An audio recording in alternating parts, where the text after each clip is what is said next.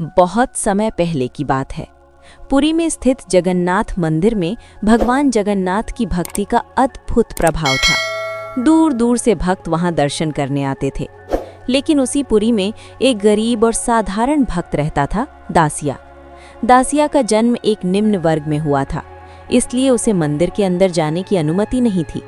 लेकिन उसके हृदय में भगवान जगन्नाथ के प्रति अटूट प्रेम और श्रद्धा थी।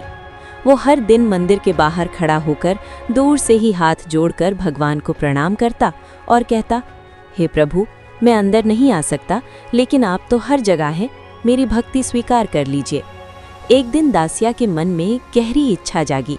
उसने सोचा, काश मैं अपने प्रभु को कुछ भेंट दे पाता।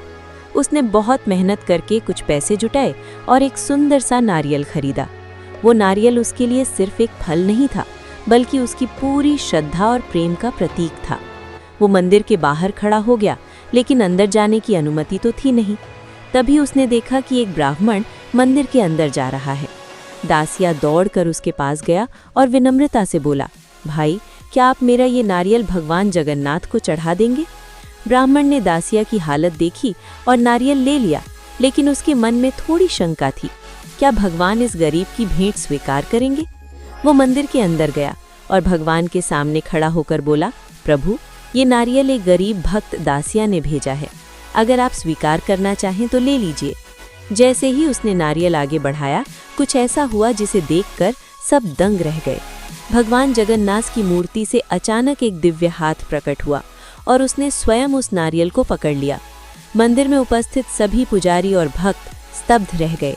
ये कोई साधारण घटना नहीं थी, ये भगवान का स्पष्ट संकेत था कि वे भक्ति को देखते हैं, ना कि जाति, नियम या बाहरी आडंबर को। ये खबर पूरे पुरी में फैल गई। सभी को समझ आ गया कि दासिया की भक्ति कितनी सच्ची और निष्कलंक थी। जिसे समाज ने मंदिर के अंदर आने से रोका, उसी की भेंट को भगवान ने स्वयं स्वीकार किया। उस दिन के बाद लोगों की सोच बदलने लगी।